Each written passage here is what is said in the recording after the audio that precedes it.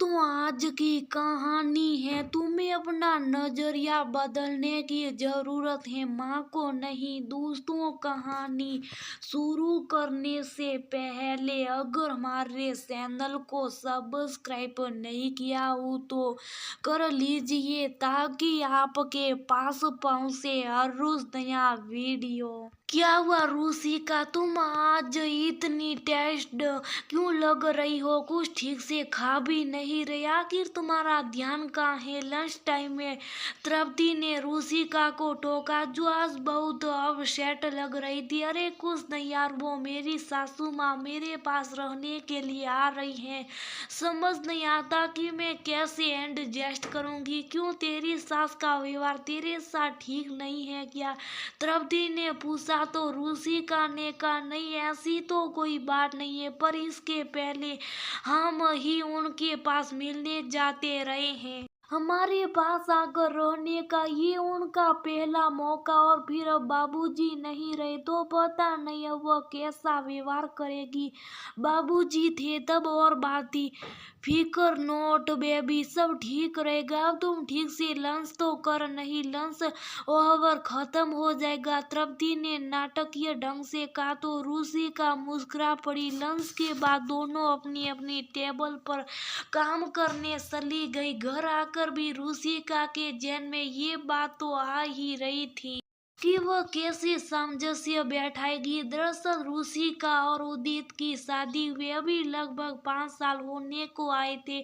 उनका एक 3 साल का बच्चा भी था, रालू। दोनों अपने अपने घर से दूर सूरत में एक अच्छी सोसाइटी में किराए के फ्लैट में रह रहे थे। शादी के बाद दोनों 2 महीने में वीकेंड पर बड़ोदरा चक्कर लगा लिया करते थे। बाकी समय दोनों अपने ऑफिस के कामों में और फिर घर का काम भी काफी होता था, सो दोनों बहुत व्यस्त रहते थे।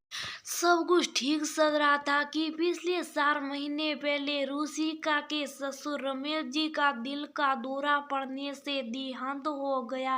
पूरा परिवार तो दुखी था ही, माँ की तो दुनिया ही उजड़ गई थी। उम्र के इस दौर में जब हथेलियों की जरूरियात तक याद रहने लगी हो, ऐसे में जीवन साथी का साथ छूटना एक तरह से जीने की सारी खुशियां तो खुशियां जीने की वजह भी छीन लेता है। गायत्री जी का पाठ साधु को उसमें उनको बिलखती हुई देखकर आई थी रूसिका। इसलिए अब जब उदित ने कहा कि जेठानी पुनीता अपनी छोटी बहन की शादी में शरीक होने के लिए लगभग 15 दिनों के लिए मायके जा रही, और इस बीच गायत्री जी यानी रूसिका की सासू के पास आकर रहेगी, तो रूसिका थोड़ी परेशान हो गई। इसके अलावा रूसिका ने हमेशा अपनी उन सहेलियों जो अपनी सास के साथ रहती थी, उनसे उनकी सास की रोक टोक करने के बारे में सुना था, सो अब उसका मन ही बड़ा आशंकित रहने लगा था कि अब जब तक माँ जी यहाँ रहेगी तब तक तो घर का माहौल गमगीन रहेगा, और साथ ही रूसिका फ्री होकर नहीं रह पाएगी। सो अलग इधर उदित अपनी माँ के आने के नाम से बहुत खुश था, और उनके लिए रालू के कमरे में छोटा सा लकड़ी का मंदिर लाकर रख दिया था। उसे अच्छी तरह पता था कि उसकी माँ शाम की आरती जरूर करती थी, और उनकी मधुर आवाज घंटी के साथ बड़ी सी सुरीली लगती थी। वैसे भी रालू अभी छोटा था और अपने मम्मी पापा के साथ ही रहता था। रूसिका ने रालू के लिए घर में पहले से काम करने वाली पार्वती को ही फुल टाइम मेड बनाकर रख लिया था, क्योंकि वह घर का काम अच्छी तरह समझ गई थी। उसे लग रहा था कि पता नहीं माँ जी को पार्वती के हाथ का खाना रुचिकर लगेगा या नहीं, क्योंकि बड़ोदरा में ऊपर के काम के लिए तो काम वाली थी, पर खाना तो जेठानी ही बनाती थी।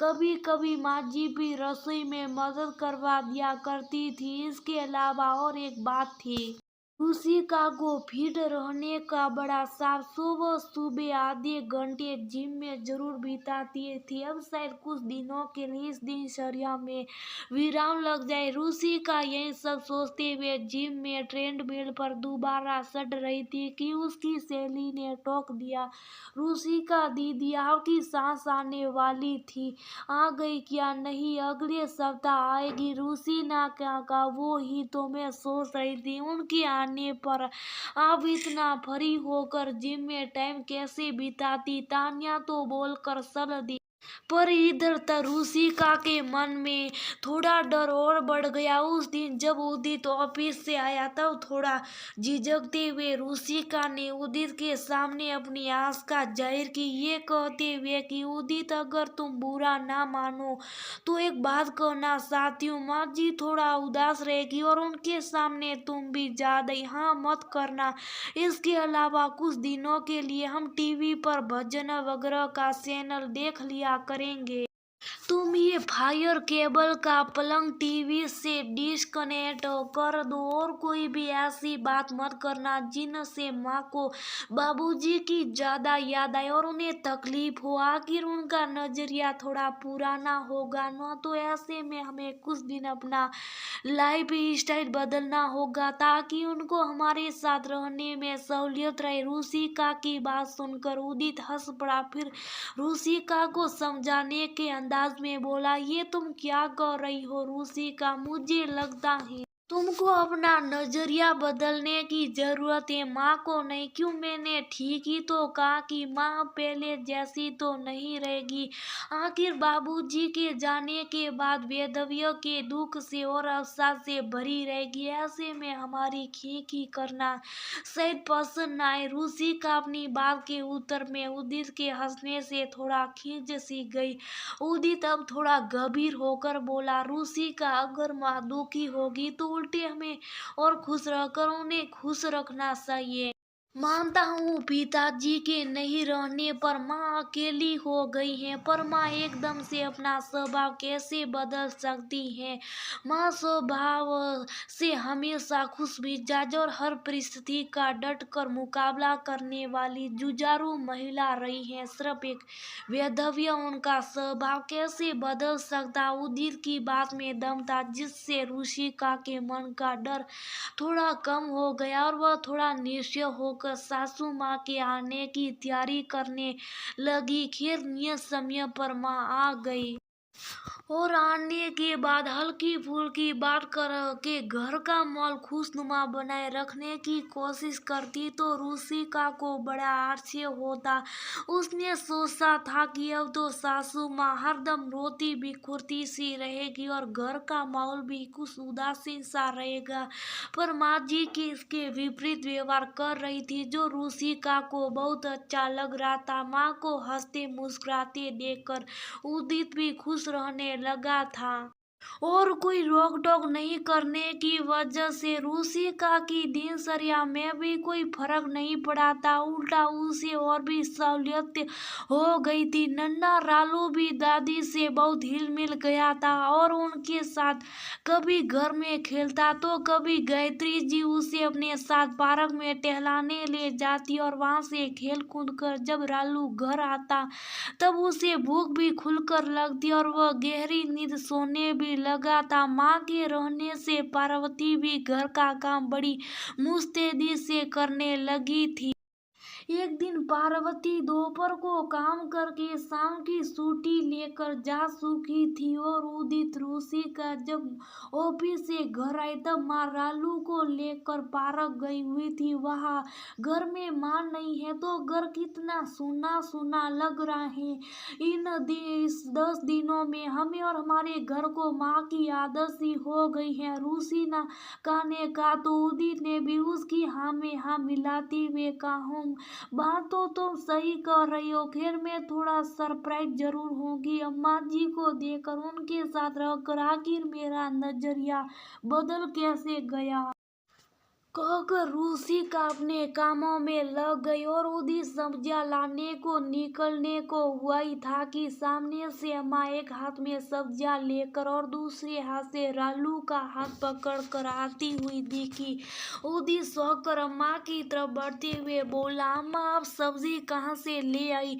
अभी मैं जा ही रहा था। अरे बेटा, आज हम सब पार्क में वॉक कर रहे थे तो सबने सोचा वापसी में सब्जियां भी लेते चले, इसी बहाने लंबे रास्ते से होते हुए आयु वॉक की वॉक हो गई और सब्जियां भी ले आई और अपना रालू भी खेलकर खुश। माँ और रालू की आवाज सुनकर रूसिका भी कमरे से बाहर आ गई थी और माँ के हाथ से सब्जियों को डिस्पोजेबल बैग लेते हुए बोली, माँ आज आपका सत्संग कैसा रहा? वो तो अच्छा रहा बहू, ये लो थोड़ा सा हल्दी का हलवा सुमित्रा जी लाई थी और वो ने उसकी रेसिपी भी व्हाट्सएप कर दिया। सोने से पहले एक एक चम्मच ये हलवा दूध के साथ सबको दे देना, हड्डियों की मजबूती के लिए सही रहता है और ठंड भी नहीं लगती। कहते हुए गायत्री जी हाथ पैर धोकर ठाकुर जी की संध्या बाती करने चली गई।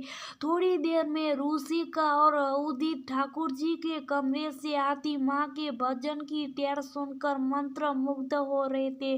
दोनों को तब और आश्चर्य हुआ जब रालू भी अपनी दादी के साथ ठाकुर घर में गया और साथ बैठकर आरती गाने लगा। रूसिका को बहुत सुखद अनुभव हुआ। एक तो घर में आरती के घंटी का सबर और माँ जी के सहयोग से और भी हंसती खेलती निकलती उसकी गरज थी।